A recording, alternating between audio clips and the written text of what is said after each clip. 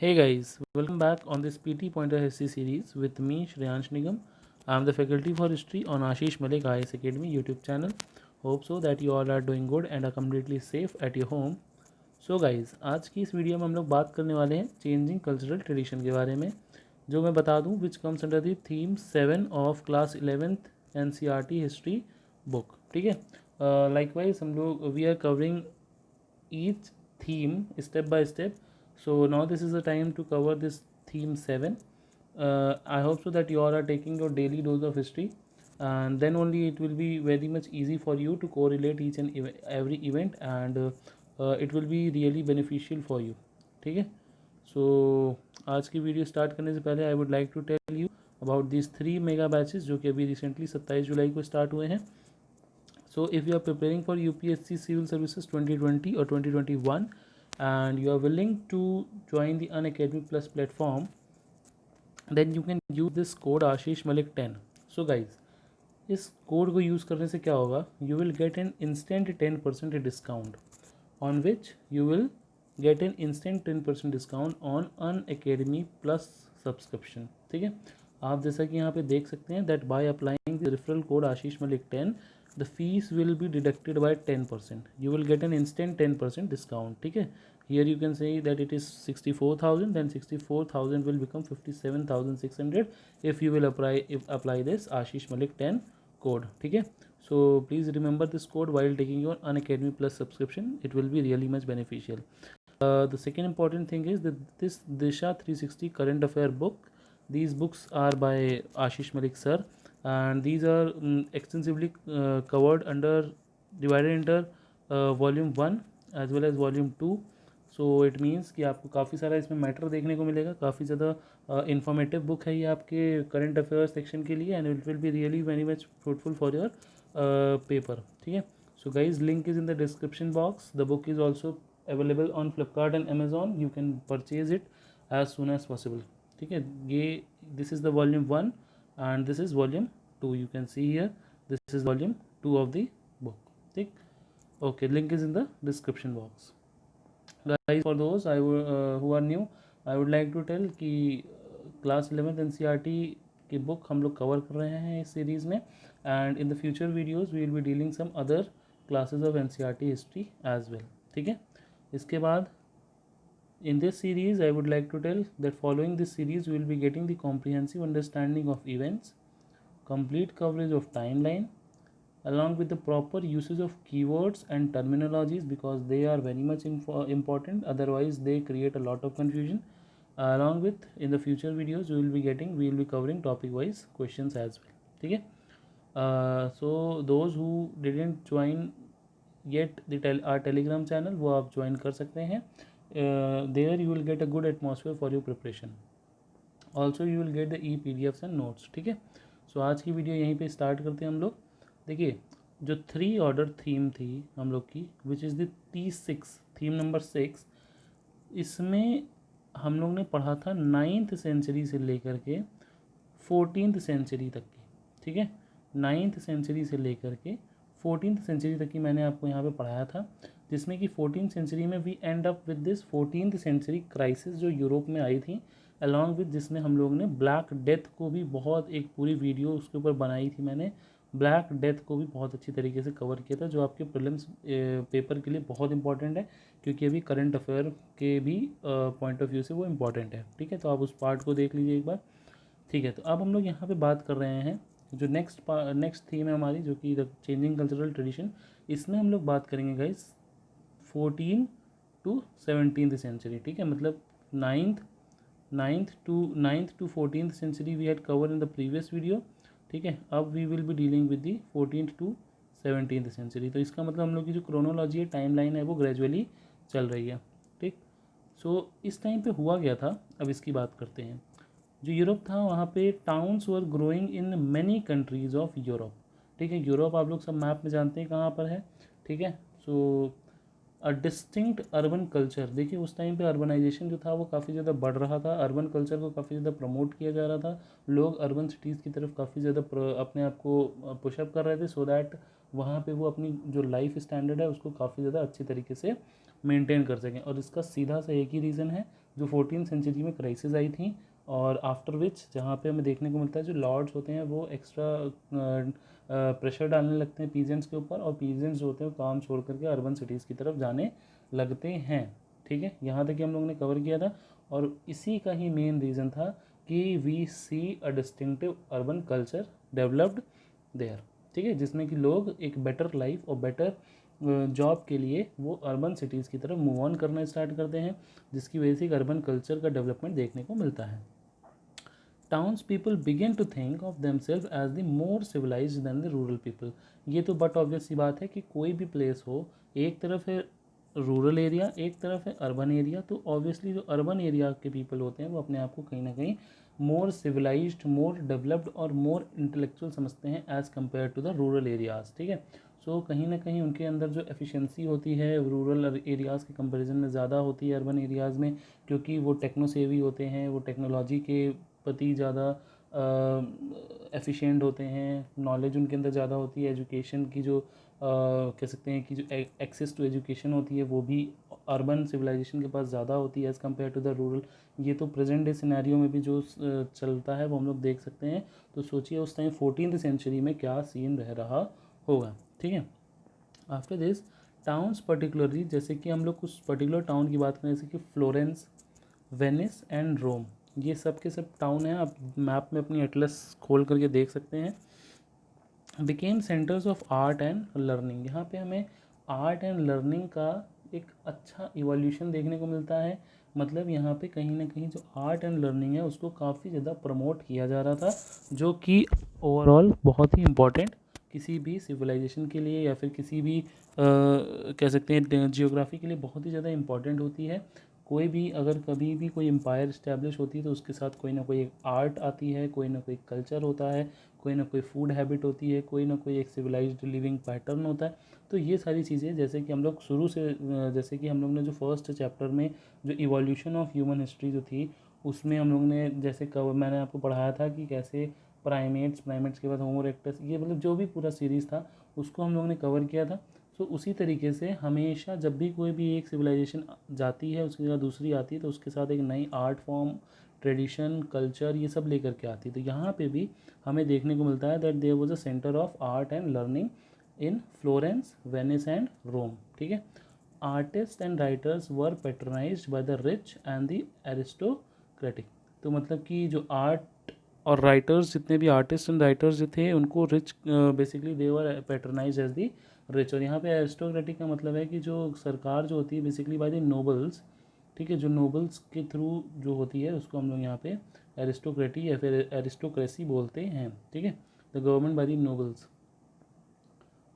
इसके बाद बात करते हैं द इन्वेंशन ऑफ प्रिंटिंग। यहाँ पे इन्वेंशन भी हमें बहुत सारे इंपॉर्टेंट देखने के मिलते हैं। Among them the most important is the invention of the printing at the same time made books and prints available to many people including those living in the distant town and countries. देखिए पहले के time पे क्या होता था, मतलब कि before the invention of printing कई सारे जो बेसिकली राइटर्स होते थे या फिर स्क्रिप्ट राइटर्स होते थे जो क्या करते थे, जो एक चीज़ को फॉर एग्ज़ाम्पल मान लीजिए कि एक बुक लिखी गई, अब उसकी हमको प्रतिलिपियाँ मीन्स उसकी हमको कॉपीज़ क्रिएट करनी है, तो हमारे पास उसको प्रिंट करने का तो कोई साधन है नहीं, तो उसी को क्या करना पड़ता था, एज इट इज़ नोट करना पड़ता था, डिट्टो एकदम वैसे ही नोट करना पड़ता था। ठीक है, उसमें कोई भी फ़र्क नहीं होना चाहिए। तो इसके लिए काफ़ी ज़्यादा जो बेसिकली जो राइटर्स होते थे उनको काफ़ी ज़्यादा मेहनत करनी पड़ती थी। लेकिन उसके बाद आफ्टर दिस टाइम, मतलब अब यहाँ से क्या हुआ, जो प्रिंटिंग की शुरुआत हुई वो आज भी देख ही रहे हम लोग, प्रिंटिंग कितना ज़्यादा इंपॉर्टेंट होती है, नोट्स प्रिंट कराना एंड ऑल दिस थिंग जो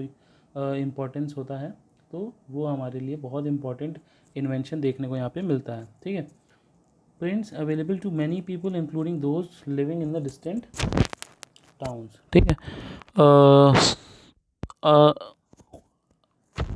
history also developed in Europe and people contrasted their modern world with the ancient। अब देखिए यहाँ पे जब हिस्ट्री लोगों को पढ़ने को मिली, ठीक है, बिकॉज जैसे मान लीजिए एक बुक है हिस्ट्री की, वो सिर्फ एक टाइम में मान लीजिए एक पर्सन पढ़ सकता है, मान लीजिए दो लोग साथ में बैठ के उसको पढ़ सकते हैं। लेकिन एक लार्ज क्राउड को अगर हमें पढ़ाना है तो हमें या तो फिर हम उसको मूवी के सामने दिखाएं किसी को, उस लार्ज क्राउड को, और या तो फिर हम क्या करें उसकी जो प्रिंटिंग्स हैं या फिर उसकी उसकी जो कॉपीज़ हैं वो हम क्या करें, डिस्ट्रीब्यूट करें। तो अब यहाँ पे क्या हो रहा था कि जो कॉपी मतलब जो प्रिंटिंग होना स्टार्ट हो गई थी, जिसकी वजह से लार्ज नंबर ऑफ कॉपीज़ जो थी, जो लार्ज नंबर ऑफ जो प्रिंट्स थे वो क्या होने लगे थे, डिस्ट्रीब्यूट होने लगे थे कई सारे डिस्टेंस, मतलब दूर दूर के लोगों में भी वो चीज़ पहुँचने लगी थी कि भैया हमारी एंशियंट हिस्ट्री कैसी थी, हमारी आज की हिस्ट्री क्या है, या आज का पीरियड कैसा है, ठीक है। सो उनका इवोल्यूशन कैसा है, वो सारी चीज़ें हर एक पर्सन तक की पहुंचने लगी थी।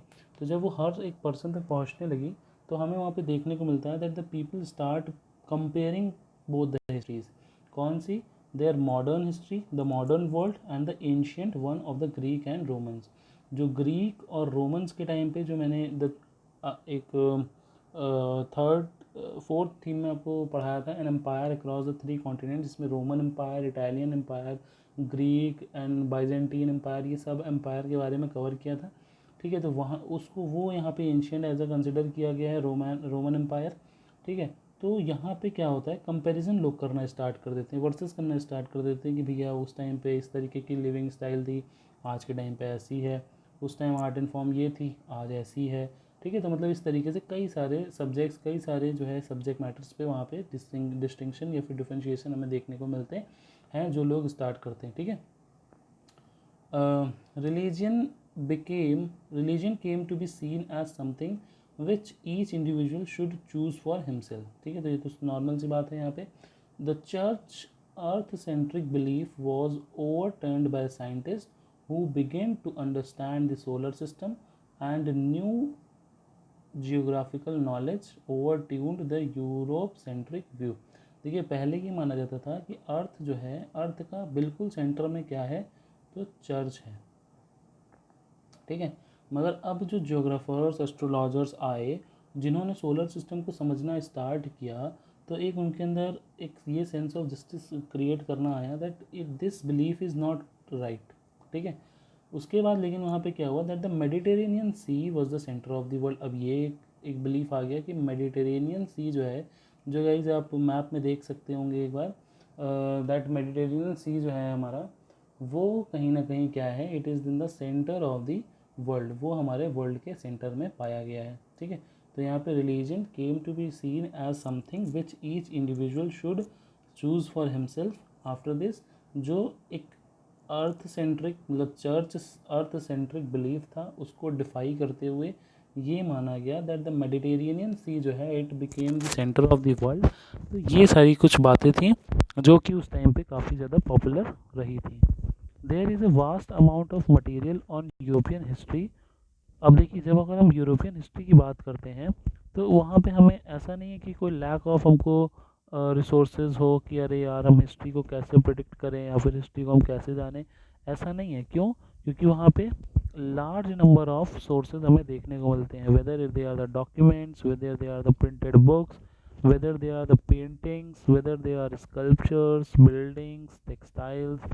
Much of this has been carefully preserved in archives, art galleries and museums in Europe and America. तो बेसिकली यहाँ पे जितना भी ये जो मटेरियल है, जितना भी सोर्स है, इसको उस टाइम के लोगों ने for the future references store करके रखा। अब जिन जगहों पे इनको स्टोर किया उनको नाम दिया गया आर्चीव्स, आर्ट गैलरीज, जहाँ पे स्कल्पचर्स, पेंटिंग्स को बेसिकली स्टोर करके रखा गया। म्यूज़ियम्स में कई सारी जो ओल्ड ओल्ड ऑर्नामेंट्स या फिर जो स्वॉर्ड्स, ये सारी जितनी भी चीज़ें होती हैं, ठीक है, जो डेली यूज़ की चीज़ें होती हैं, उन सबको क्या किया जाता है, स्टोर करके रखा जाता है, सो दैट एक व्यू क्रिएट किया जा सके, एक पिक्चर क्रिएट किया जा सके कि वो उस टाइम के लोग किस तरीके से अपना लिविंग पैटर्न फॉलो करते होंगे, ठीक है। तो ये बेसिकली यूरोप और अमेरिका के कई सारे आर्चीव्स, आर्ट गैलरीज और म्यूजियम में देखने को मिलता है। तो आई होप सो यहाँ तक कि आपको सबको समझ में आ गया होगा, ठीक है। आगे बढ़ते हैं। From the 19th century historians use the term renaissance. अब देखिए ये तो सबसे इम्पॉर्टेंट है, इसको तो हम कहीं से भी बिल्कुल नेग्लेक्ट नहीं कर सकते। It is very much important topic, literally rebirth, ठीक है। रीबर्थ, रेनेसा का वैसे मतलब क्या होता है, रीबर्थ होता है to describe the cultural changes in this period. जो कल्चरल चेंजेस धीरे धीरे हो रहे थे उस पीरियड में, और जो एक तरीके से रीबर्थ का नाम जिसे दिया गया था, and after all it is called as a renaissance, ठीक है। The historians who emphasized these most was a Swiss scholar जिस हिस्टोरियन ने, और बेसिकली जो हिस्टोरियंस थे, जो स्विस एक स्कॉलर था जिसका नाम था जेकब, क्या नाम था उसका, जेकब, ठीक।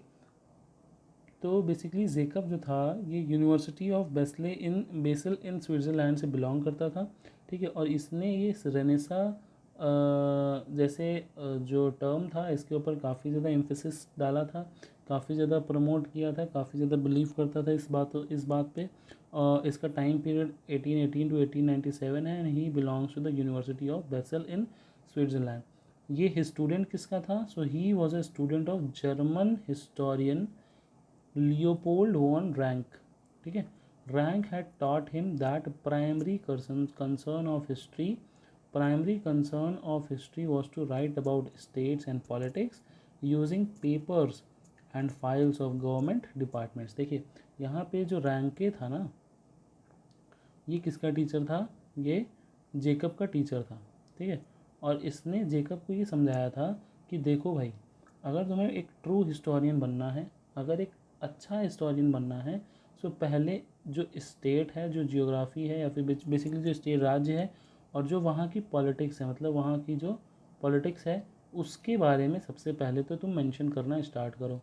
अब तुम्हें इसका सोर्स कहाँ से मिलेगा? तो इसका सोर्स तुम्हें मिलेगा जो उस टाइम पे जो बेसिकली जो लीगल डॉक्यूमेंट्स होते थे, ठीक है। जो लीगल डॉक्यूमेंट्स हैं, we can take example of the legal documents, papers, जो MOUs होते हैं, तो इस टाइप की जितनी भी चीज़ें होती हैं, and also the file of government department, तो इन सब चीज़ों से सोर्सेस तुमको मिलेंगे। तुम पहले स्टेट और पॉलिटिक्स के बारे में लिखो, उसके बाद फिर आगे नेक्स्ट स्टेप में मूव ऑन करना, ठीक है। सो जो जेकब था, Jacob was dissatisfied with these very limited goals that his master had set out for him। तो इसको लगा कि दैट हमको एक हिस्टोरियन बनना है, और जो मेरे मास्टर हैं रैंक के, उन्होंने मेरे लिए जो गोल सेट करे हैं, मतलब that you have to write about the state and politics, and you have to just use the papers, the bonds and the government file, तो वो कहीं ना कहीं इसको लग रहा था कि काफ़ी कम है, ठीक है। Dissatisfied with these limited goals that his master had set out for him, ठीक है।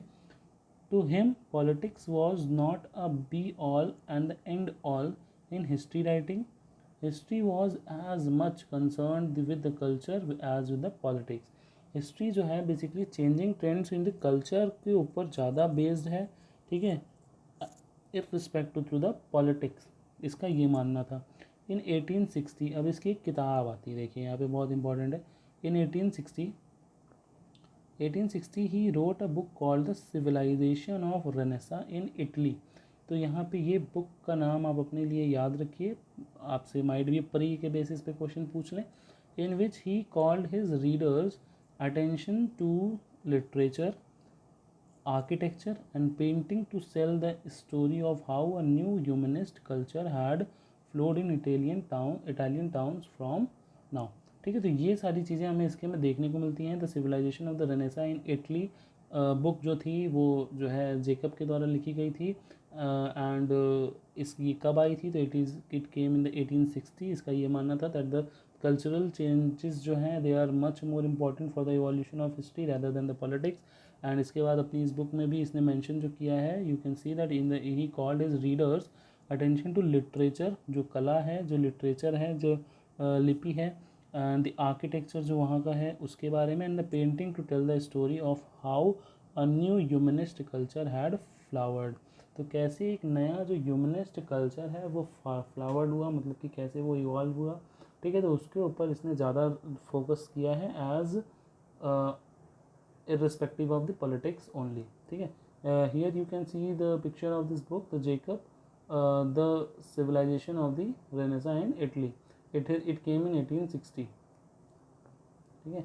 और इसमें इसने कौन कौन से इश्यूज़ के बारे में बात करी है? So literature, architecture and humanist culture that has been flowered. अब यहाँ पे थोड़ा सा रेनेसा के बारे में बता दूँ। The renaissance was a period in European history marking the transition from the middle ages to modernity. जो मिडिल एजेस थी, मिडिल एजेस की से मॉडर्निटी की तरफ जो है, जो एक कदम था, उसको हम लोग ने यहाँ पे रेनेसा के नाम से जाना है, ठीक है। और ये बेसिकली यूरोपियन हिस्ट्री में देखा गया during the 15th and 16th century. जो 15th सेंचुरी थी से लेकर के 16th सेंचुरी तक की।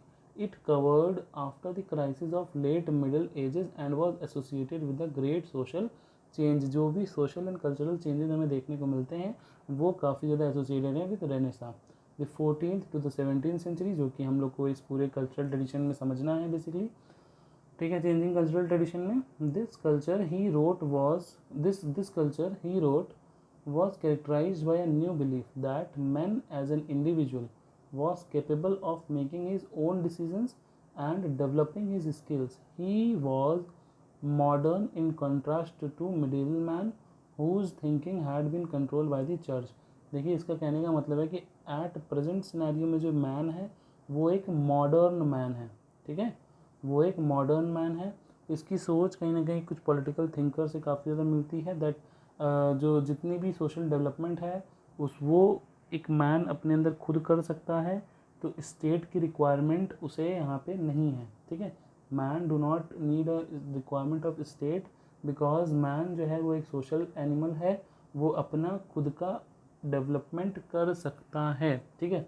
तो उसका इनका भी यहाँ पे यही कहना है कि ये मिडिल मैन नहीं है जिसकी जो थिंकिंग और एक्टिविटीज़ हैं वो चर्च के द्वारा बाध्य हैं या फिर जो कंट्रोल्ड हैं। आज ये मॉडर्न मैन है जो सोचने के भी कैपेबल है, अपने डिसीजन मेकिंग के भी कैपेबल है और हर एक काम करने के कैपेबल है, ठीक है। सो ये था एंड इस वीडियो का। आई होप सो आपको ये वीडियो पसंद आई होगी। अगर ये वीडियो आपको ज़रा सी भी प्रोडक्टिव लगी हो तो please like the video. Also you can share it with your friends and the groups, educational groups. You can subscribe the video for the future updates, and also if you have any question then you can comment in the comment section. I hope so that you will never miss an update about the daily dose of history. So till then please be safe and Jai Hind.